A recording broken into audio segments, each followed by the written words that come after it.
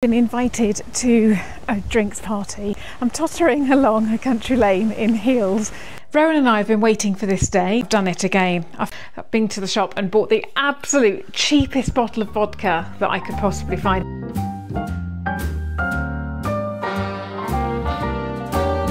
A little different than all the Welcome to this sunny little corner of Norfolk. One of the things that I do for a living is I photograph holiday cottages, and I haven't done one for a while actually, but I do it. Anyway, I've been invited to a drinks party to the very first cottage that I actually photographed, and I believe they're celebrating their 5th birthday. So they're having a mid-afternoon drinks party. I'm tottering along a country lane in heels, which is a bit silly, but the sun's shining. I've got a dress on and I thought it would be nice to put my heels on too. It's in the most beautiful village. It's called Hunworth. It's near to Aylsham. It's a really, really pretty little village. Very sleepy. It's beautiful. I was told to park in the village hall, which is why I'm walking down the country lane, but I'm here now. And here we are at Spinks Nest. Let's go down. I can hear noises. I've nipped straight inside and let everyone carry on chatting outside because I just couldn't wait to show you. It's so small but perfectly formed, and I love all the extra bits of attention to detail. Anna and Alan, who own Spinks Nest, had the help of an interior designer to pull the look together, and it's really worked beautifully, and I'm sure you can see why I like this little cottage so much. It has similar vibes to my own elegantly knackered style. This really is the perfect little retreat for 2 people. It's in a sleepy village, in a peaceful location, and it's perfectly formed. And the bathroom has quite a wow factor too. Just look at that sunken shower. Isn't it amazing?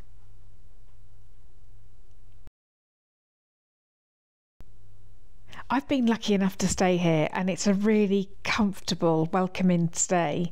I'd love to stay again. Finally, onto the little kitchen diner, which is perfectly formed and a really pleasant space to hang out in. Oh, I do love a well-equipped kitchen.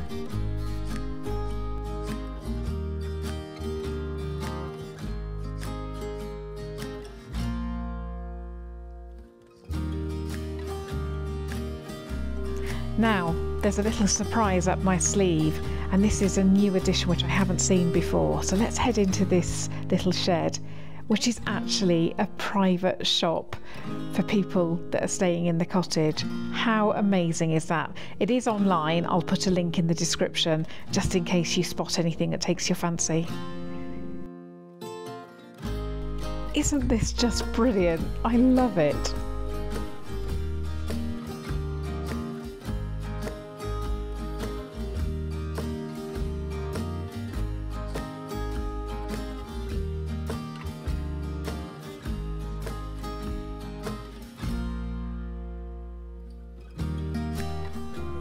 The garden is also a new addition since the last time I came.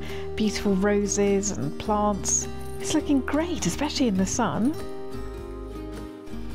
I was just heading home and I spotted this car parked outside Spinks Nest. That's just perfect. What a lovely way, going the wrong way, what a lovely way to spend a couple of hours. I met some lovely people. The sun was shining, nice iced tea to drink. So now I need to head home. Both of the girls have gone out and I need to pick them up and take them home before Mark and I go out for dinner with friends. So it's all go today, which is brilliant. Rowan and I have been waiting for this day. Rowan has now finished her exams and we're going to spend the day in the kitchen. We do need to go to the shops, but before we go, I'm just going to knock up a couple of cakes. Mark likes to take porridge cake with him when he goes out to work if he hasn't had time for breakfast. So I'll show you how I do it. Starts off with just 300 grams of leftover porridge. Just, Get the scales to work first. This is such an easy recipe. If you do make this, be warned, it's not a sweet cake, it's more of a breakfast loaf really. It's a bit of a shock to your taste buds if you're expecting it to be sweet, but it's nice nevertheless. So that's 300 grams there. We're putting in all the wet ingredients first. Some homemade vanilla extract, which we'll just put a capful in, and a bit more for good luck. I do love vanilla extract. We're going to put 80 grams of runny honey,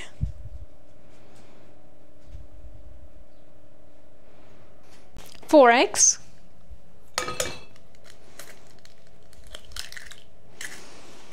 it's a very it doesn't matter if you put a bit more porridge in or whatever, what size eggs. It's really an easy recipe that's quite flexible really.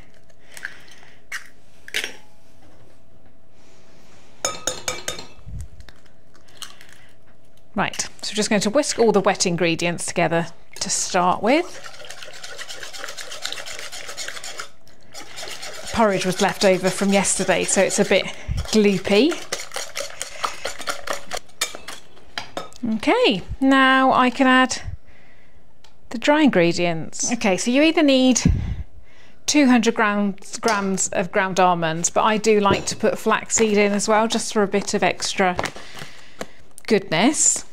So what I'm going to do is put 20 grams of flaxseed and 180 grams of ground almonds, but if you're just putting ground almonds in, put 200 grams.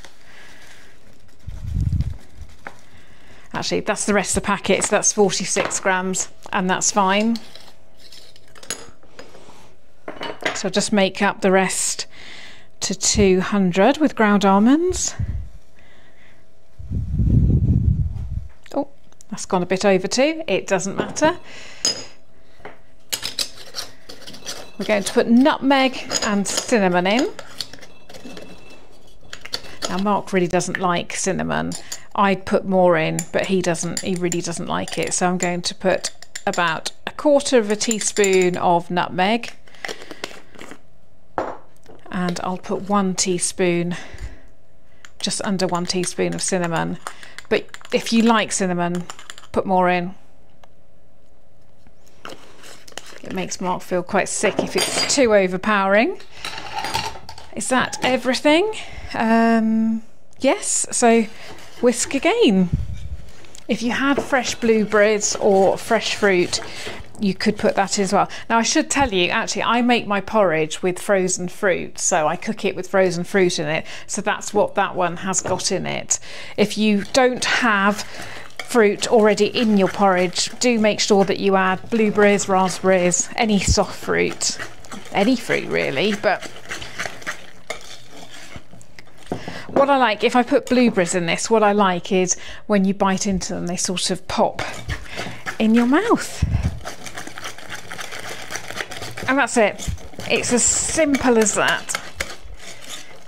Just put that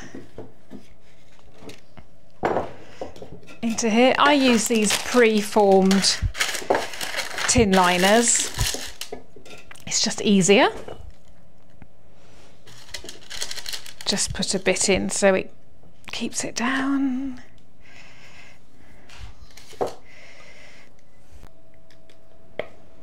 Oh, I forgot an ingredient. I did exactly the same the other week. I missed an ingredient out. I've done it again. I forgot the olive oil. I was thinking that doesn't look quite right. So let me just scrape that back on. Where's it gone? And I need, hold on, can't see. I need 50 grams of olive oil, which I should have put in when I put the liquid in. It's not going to make a huge difference. And if you've got a KitchenAid, you could bung all the ingredients in together and whisk it all round and it would be fine. Personally, I just like the therapeuticness of doing this. And when I bake, it's never a a quick thing. I just want to go through the motions. That looks better. I was wondering why it was so thick. Right. So yeah, if you've got a mixer, bung it all in. It will be fine. Start again. That looks so much better. I'll just put a sprinkling of chopped almonds over there, and then that will be ready to put in the oven. But I'm actually going a bit experimental today, and I've got another idea of another flavour. So I'm going to quickly whip together a maple syrup and walnut cake. Completely making this up. I've got to the point where I've got all my wet ingredients in, including olive oil. So let me just run through that again. I've got 300 grams of porridge without any fruit in, without any sweetener, 4 eggs. I've put 50 grams of maple syrup and 30 grams of honey and some homemade vanilla extract. Obviously you can use vanilla extract that's not homemade, and that's it. So I'm going to start whisking. I should have put an apron on. I'm going to start whisking that. Actually, can you just pass me an apron, Poppet? Thank you. I think the apron's going to be longer than the dress. It is.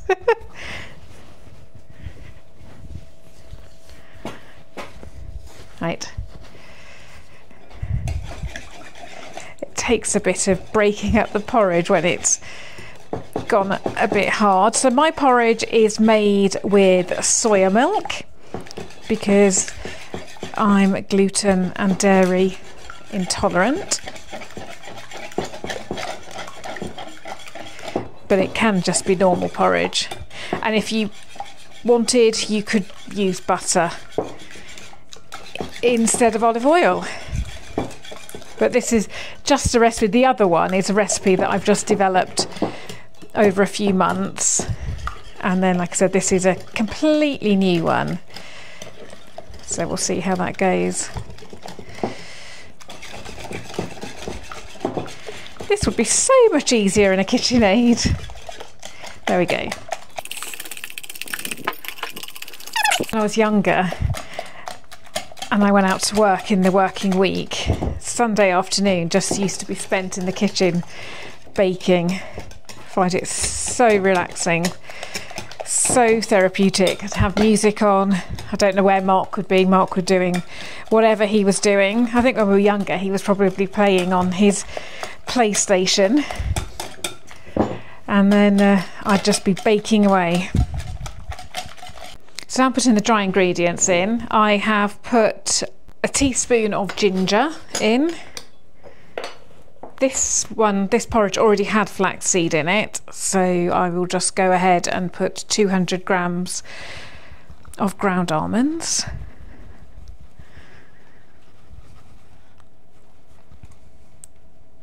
That's it.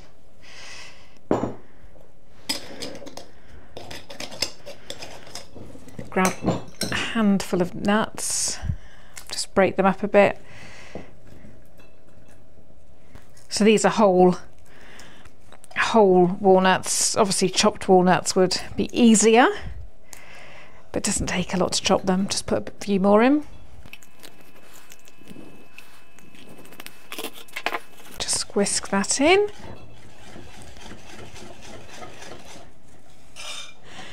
Now I have some rhubarb in the garden, which I think I will pick some of it over the weekend, and if this recipe works out well, I think over the weekend I will poach some rhubarb and then I'll just lay it on top of the loaf. So that would make it a rhubarb, almond and walnut cake, which I think sounds nice with ginger. Right.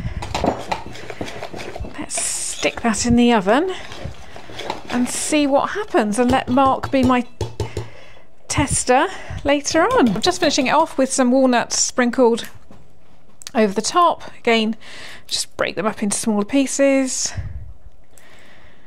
and pop these in the oven. Can't wait to see what they look like. or taste like, I should say.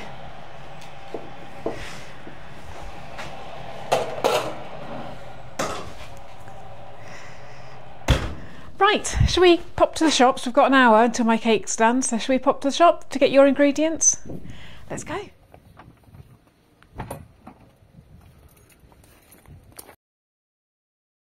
How the cake's doing? Just walk through the door. Oh wow, look at that. Look at that for precision timing. That's perfect. Wasn't expecting them to be done yet. Look at the other one. Absolutely perfect. We arrived just in time. That's brilliant. Right, I'll let those cool. You're desperate to get in the kitchen, aren't you? Yep, so let me just finish a couple of things. I have just realised that I'm running out of vanilla essence, so I'm going to make some more. I've been to the shop and bought the absolute cheapest bottle of vodka that I could possibly find. It really doesn't need to be a quality vodka, and this couldn't be easier. So I've got some vanilla pods. These are the best quality vanilla pods. I can't remember whether it's grade A or grade 1. Let's have a look.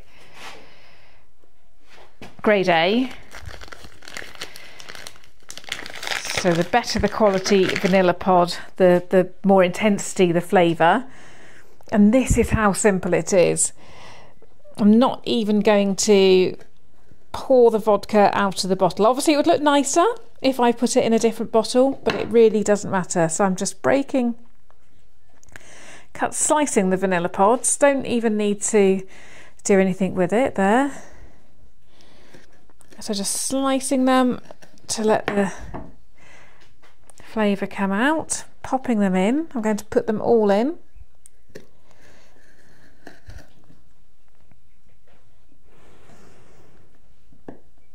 This vanilla essence is so good that I actually give these away as presents. I decant them into little bottles and I give them away as Christmas presents, and my sister loves it so much that she actually keeps returning the bottle and asking for a top up. So throughout the year I will top her up. Oh, that's going to pour over. I didn't think about that. Let me just get something to put that in. That must have been a really full bottle of vodka. Let me just pop that in there.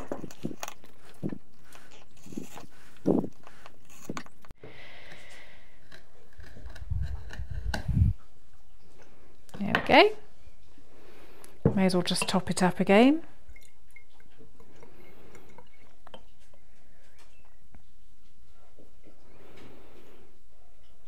So that's it. Just give it a bit of a shake. And then for the first few weeks, every week, I'll just go and do that. And then it will be ready after about 3 months, but in all honesty, the longer I can leave it, the better. So this will be good by Christmas and then even better next year. So that is how simple it is to make your own vanilla essence. And when it's ready, I will decanter it into one of these bottles. Right, one last thing, because I decanted the last of my vanilla essence into my bottles earlier, which left me with some vanilla pods, just like the ones that I put in there. So I've left those on a cooling rack all day, so they're now dry. And I'm going to make some vanilla sugar. I've never done this before. So I've popped to the shop, picked up some caster sugar. I'm going to put in my vanilla pods, pour that in, put some more in, top it up to the top, and then just in a matter of weeks this is going to be a beautifully infused vanilla sugar. Put the lid on, label it up, and just leave that.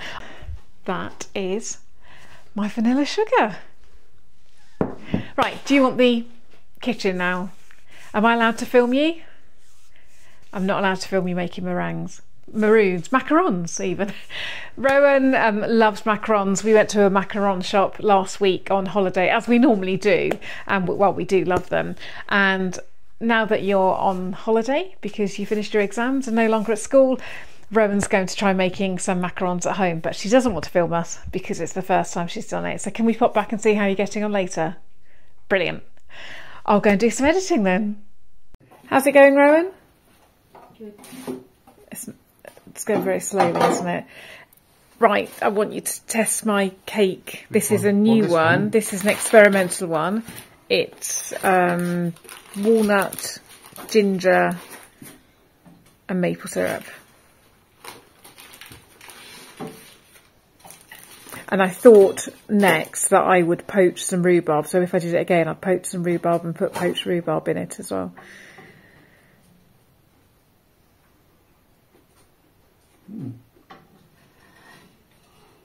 It would be nice with the rhubarb. Nice with rhubarb? Needs some fruit in it. It's nice, but I mean, it needs something in it. It's nice and moist. Excellent. So you've got two now. You've got the normal one and that one. But I definitely think with poached rhubarb and probably more ginger and more vanilla. Is that what you think as well? Yeah, could have more of everything in it, really. But it's a good starting point. Well, that would be lovely with rhubarb in. Excellent. Well, I'll have a go at that over the weekend. Okay. I think we might have to wait to see Rowan's macarons until another day. They're taking far longer than she had anticipated. But anyway, I thought we'd pop out and have a quick look at the herb garden. It's really grown since we've been away. Gosh, it's a noisy motorbike. But let's take a look at the rhubarb to start with. So this one is the rhubarb that I planted last year, and that's the one that I planted this year. I'm not going to take too much from this year because I think it needs a bit longer to establish, but I will definitely be able to get a couple of stalks for the cake that I try again over the weekend. I'm really hoping we have a nice weekend, a nice dry weekend, so that I can come out and do some more gardening. But we came back after the holiday and everything's doing really well. The sweet peas have shot up there. I have picked some roses for the house, so there's fewer roses, but they're doing really well. I noticed the other day, well, look at this as well. This milk thistle is incredible. That was about this height before we went away. I can spot a couple of dahlias there. So all in all, it's doing really well. And I just hope I can come out here at the weekend and do a bit more to it. Anyway, I better pop in and finish off editing and get this posted this evening. I'll give you an update on Rowan's cooking in the kitchen next time. Bye for now.